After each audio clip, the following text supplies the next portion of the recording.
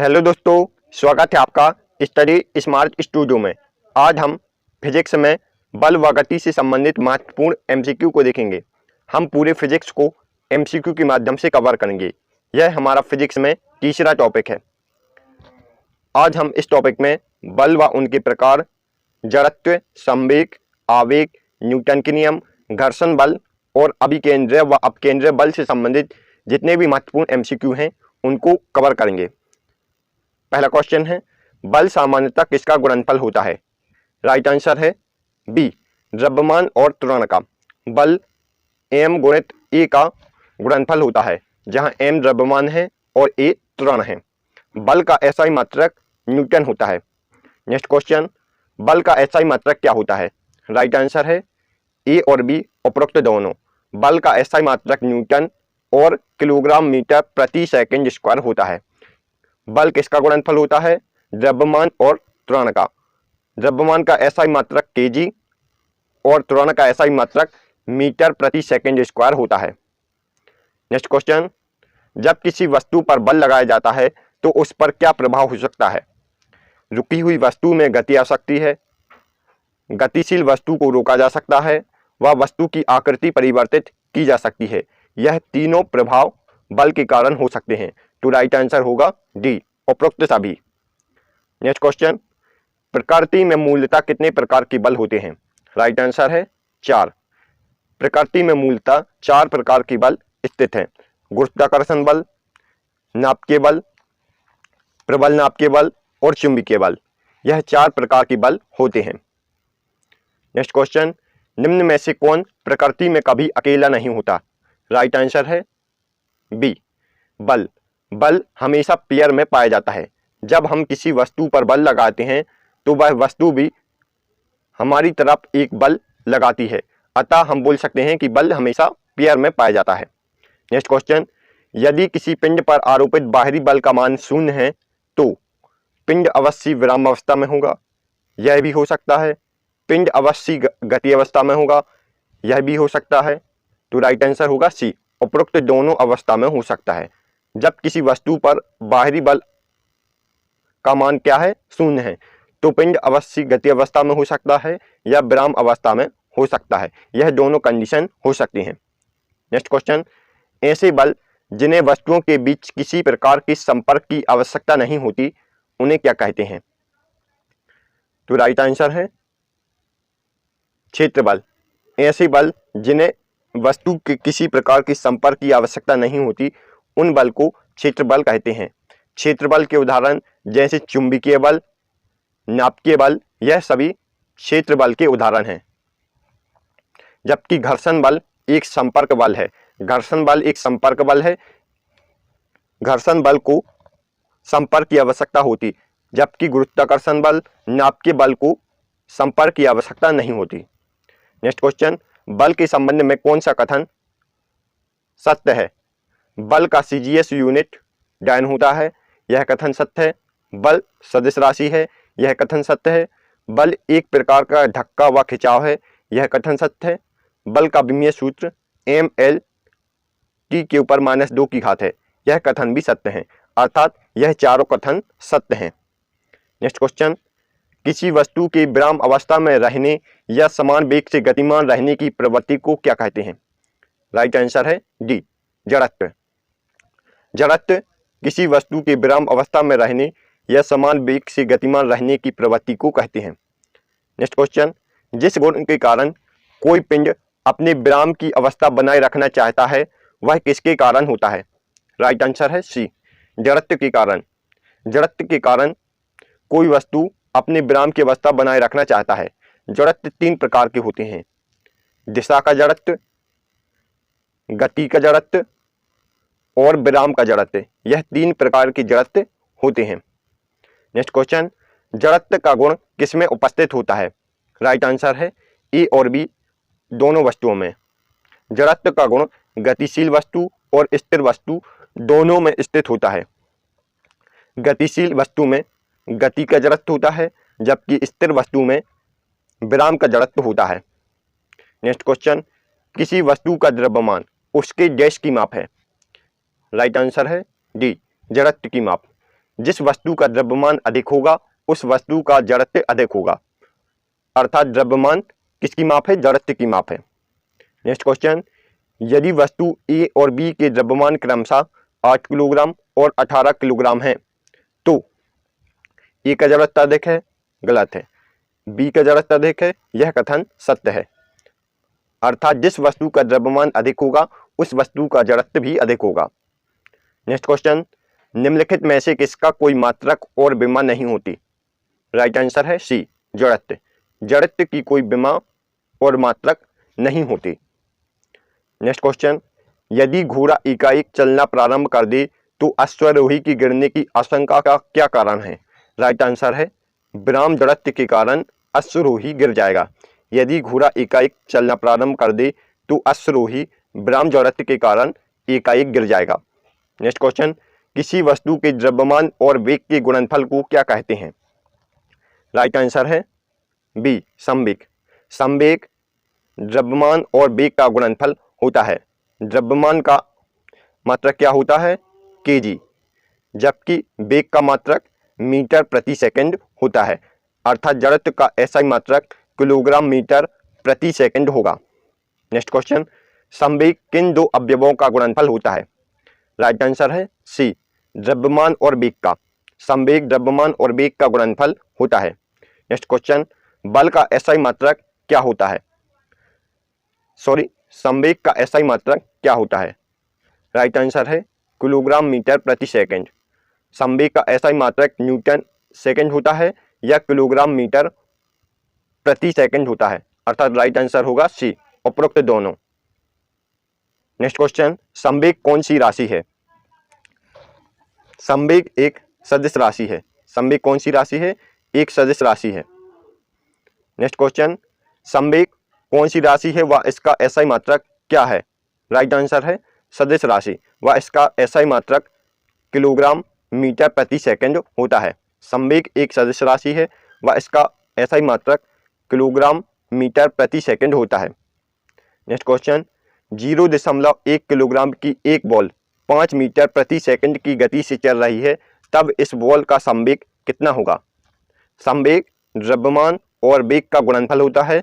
द्रव्यमान 0.1 है और वेग कितना है? 5 मीटर प्रति सेकंड। अर्थात संवेग 0.5 किलोग्राम मीटर प्रति सेकंड होगा। राइट आंसर क्या होगा? बी।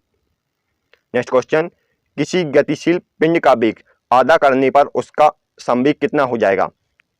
राइट आंसर है सी, आधा हो जाएगा। संवेग द्रव्यमान और वेग का गुणनफल होता है। यदि वेग को हम आधा कर दें तो संवेग भी आधा हो जाएगा। नेक्स्ट क्वेश्चन, भौतिक राशि संवेग को सबसे पहले किस वैज्ञानिक ने प्रस्तुत किया था? राइट आंसर है बी, न्यूटन ने। भौतिक राशि संवेग को सबसे पहले न्यूटन ने प्रस्तुत किया था।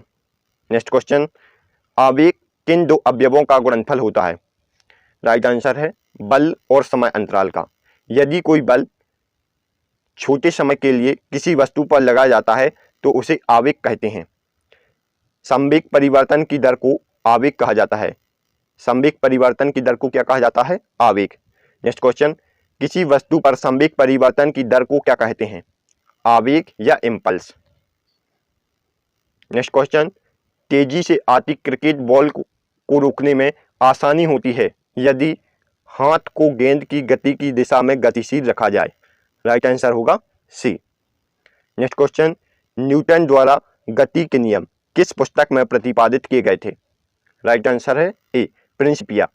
प्रिंसिपिया नामक पुस्तक में न्यूटन ने गति के नियम प्रस्तुत किए थे और न्यूटन के कितने नियम हैं? 3। नेक्स्ट क्वेश्चन, कोई पिंड तब तक विराम अवस्था बना रहेगा जब तक कि उस पर कोई बाहरी बल नहीं कार्य करता है। यह कथन किसका है? राइट आंसर है ए, न्यूटन का। नेक्स्ट क्वेश्चन, किसी भी स्थिर या गतिशील वस्तु की स्थिति या दिशा में तब तक कोई परिवर्तन नहीं होता है जब तक कि उस पर कोई बाहरी बल सक्रिय ना हो। यह है, राइट आंसर है ए, न्यूटन का प्रथम नियम। न्यूटन के प्रथम नियम के अनुसार किसी गतिशील या स्थिर वस्तु की स्थिति या दिशा में तब तक कोई परिवर्तन नहीं किया जा सकता जब तक कि उस पर बाहरी बल सक्रिय ना हो। नेक्स्ट क्वेश्चन, न्यूटन के किस नियम से बल की परिभाषा परिभाषित होती है? राइट आंसर है ए, प्रथम नियम से। प्रथम नियम द्वारा बल की परिभाषा प्राप्त होती है। नेक्स्ट क्वेश्चन, न्यूटन के प्रथम नियम से किसकी परिभाषा प्राप्त होती है? राइट आंसर है ए और बी दोनों की।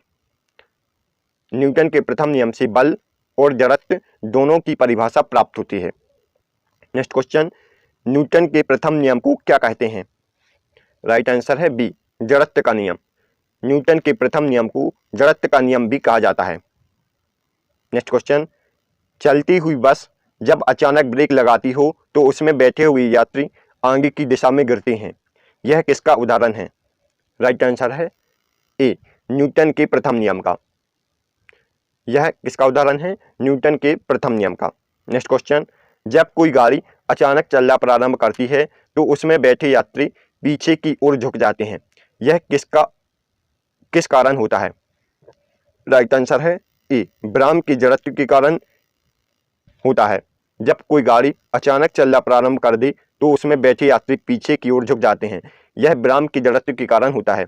जब कोई गाड़ी चलना प्रारंभ कर दे तो उसमें कोई यात्री बैठा है तो यात्री अपने ब्राह्म की जड़त्व के कारण पीछे की ओर झुक जाएगा, जबकि गाड़ी आगे की ओर चलेगी। अर्थात इसका राइट आंसर होगा ए, ब्राह्म की जड़त्व के कारण यात्री पीछे की ओर झुक जाते हैं। नेक्स्ट क्वेश्चन, जब बस अचानक रुकती है तो उसमें खड़े यात्री आगे की ओर झुक जाते हैं, यह न्यूटन के किस नियम के कारण होता है? राइट आंसर है ए, न्यूटन के प्रथम नियम के कारण। यह उदाहरण आपको याद रखने हैं। नेक्स्ट क्वेश्चन, किसी असंतुलित बल द्वारा पिंड में उत्पन्न त्वरण बल के राइट आंसर है ए, अनुक्रमानुपाती होता है। किसी असंतुलित बल द्वारा पिंड में उत्पन्न त्वरण बल के अनुक्रमानुपाती होता है, अर्थात F directly proportional to acceleration. Next question, किसी बल के कारण पिंड में उत्पन्न त्वरण द्रव्यमान के समानुपाती होता है, अर्थात बल किसका गुणनफल है? m गुणित a का। बल द्रव्यमान और त्वरण दोनों पर डिपेंड करता है। नेक्स्ट क्वेश्चन, बल का मान या व्यंजक किस नियम के द्वारा प्राप्त किया जाता है? राइट आंसर है ए, न्यूटन के प्रथम नियम से। बल का मान व व्यंजक किस नियम के द्वारा प्राप्त किया जाता है? राइट आंसर है बी, न्यूटन के द्वितीय नियम से। न्यूटन के प्रथम नियम से बल की परिभाषा प्राप्त होती है, जबकि न्यूटन के द्वितीय नियम से बल का मान या व्यंजक प्राप्त होता है। नेक्स्ट क्वेश्चन, न्यूटन के द्वितीय नियम से किसका व्यंजक प्राप्त होता है? राइट आंसर है ए, बल का। न्यूटन के प्रथम नियम से बल का व्यंजक प्राप्त होता है, जबकि बल की परिभाषा न्यूटन के प्रथम नियम से प्राप्त होती है। नेक्स्ट क्वेश्चन, प्रत्येक क्रिया के बराबर व विपरीत दिशा में एक प्रतिक्रिया होती है, यह है? राइट आंसर है सी, न्यूटन का तृतीय नियम। न्यूटन के तृतीय नियम के अनुसार प्रत्येक क्रिया के बराबर व विपरीत दिशा में एक प्रतिक्रिया होती है, अर्थात बल हमेशा पेयर में कार्य करता है। नेक्स्ट क्वेश्चन, जल में तैरना न्यूटन के किस नियम के कारण संभव है? राइट आंसर है सी, तृतीय नियम के कारण। नेक्स्ट क्वेश्चन, रॉकेट की कार्यप्रणाली किस सिद्धांत पर आधारित है? राइट आंसर है सी, न्यूटन के तृतीय नियम पर। रॉकेट की कार्यप्रणाली न्यूटन के तृतीय नियम पर आधारित है। नेक्स्ट क्वेश्चन, गाड़ी खींचते हुए घोड़ा किस बल के कारण आगे की ओर बढ़ता है? राइट आंसर है सी, घोड़े द्वारा अपने पैरों से पृथ्वी पर आरोपित बल के कारण। जब घोड़ा अपने पैरों से पृथ्वी पर कुछ बल आरोपित करेगा तो पृथ्वी भी उस पर एक प्रतिक्रिया बल आरोपित करती है, जिस कारण घोड़े आगे की ओर बढ़ते हैं। नेक्स्ट क्वेश्चन, रॉकेट किस सिद्धांत पर कार्य करता है? राइट आंसर है सी, संवेग संरक्षण के सिद्धांत पर। नेक्स्ट क्वेश्चन, निम्न में से कौन एक सदिश राशि नहीं है? राइट आंसर है डी, द्रव्यमान एक सदिश राशि नहीं है, जबकि संवेग, वेग और कोणीय वेग यह तीनों सदिश राशि हैं। नेक्स्ट क्वेश्चन, न्यूटन के गति के पहले नियम से हमें क्या प्राप्त होता है? राइट आंसर है ए, बल की परिभाषा, जबकि बल का परिणाम या व्यंजक न्यूटन के द्वितीय नियम से प्राप्त होता है और बल का गुण न्यूटन के तृतीय नियम से प्राप्त होता है। नेक्स्ट क्वेश्चन, घर्षण बल हमेशा कार्य करता है? राइट आंसर है बी, गति की विपरीत दिशा में। घर्षण बल हमेशा गति की विपरीत दिशा में कार्य करता है। नेक्स्ट क्वेश्चन, किसी वस्तु पर बल की दिशा में कार्यरत बल वस्तु के संवेग परिवर्तन की दर के अनुक्रमानुपाती होता है। यह न्यूटन का कौन सा नियम है? राइट आंसर है बी, द्वितीय नियम। नेक्स्ट क्वेश्चन, प्रत्येक क्रिया के बराबर और विपरीत प्रतिक्रिया होती है। यह न्यूटन का कौन सा नियम है? राइट आंसर है सी, तृतीय नियम। नेक्स्ट क्वेश्चन, यदि दो या अधिक पिंडों के निकाय पर कोई बाहरी बल कार्य न करे तो निकाय का संवेग नियत रहता है। यह क्या है? संवेग संरक्षण का नियम। संवेग संरक्षण के नियम के अनुसार दो या अधिक पिंडों के निकाय पर कोई बाहरी बल कार्य न करे तो उस निकाय का संवेग नियत रहता है। नेक्स्ट क्वेश्चन, संवेग संरक्षण का नियम न्यूटन के गति के किस नियम पर आधारित है? राइट आंसर है सी, तीसरे नियम पर। संवेग संरक्षण का नियम न्यूटन के तीसरे नियम पर आधारित है। नेक्स्ट क्वेश्चन, घर्षण बल के संबंध में कौन सा कथन सत्य है? यह हमेशा गति का विरोध करता है। यह सत्य है। यह गति की विपरीत दिशा में लगता है। यह सत्य है। यह संपर्क क्षेत्रफल पर निर्भर नहीं करता। यह कथन भी सत्य है। अर्थात घर्षण बल के संबंध में यह तीनों कथन सत्य हैं। राइट आंसर होगा डी। नेक्स्ट क्वेश्चन, जब कोई व्यक्ति कार में बैठा है और कार अचानक दाईं ओर घूम जाए तो व्यक्ति बाहर की ओर झटका महसूस करता है। इस बल को क्या कहते हैं? राइट आंसर है ए, अपकेंद्रीय बल या centrifugal force. Next question, washing machine, cream separator और सेंट्रीफ्यूगल ड्रायर आदि उपकरण किस सिद्धांत पर कार्य करते हैं? राइट आंसर है ए, अपकेंद्रीय बल के सिद्धांत पर। यह सभी उपकरण अपकेंद्रीय बल के सिद्धांत पर कार्य करते हैं। नेक्स्ट क्वेश्चन, लिफ्ट में बैठा व्यक्ति कब अपना भार बढ़ा हुआ प्रतीत करेगा? राइट आंसर है ए, जब लिफ्ट किसी त्वरण से ऊपर जाएगी। तो लिफ्ट में बैठा व्यक्ति अपना भार बढ़ा हुआ प्रतीत करेगा। और जब लिफ्ट किसी त्वरण से नीचे जाएगी तो लिफ्ट में बैठा व्यक्ति अपना भार घटा हुआ प्रतीत करेगा। Thanks for watching. यदि आपको हमारी वीडियो अच्छी लगी हो तो आप हमारे वीडियो को लाइक और चैनल को सब्सक्राइब जरूर करें। इससे हमें मोटिवेशन मिलता है।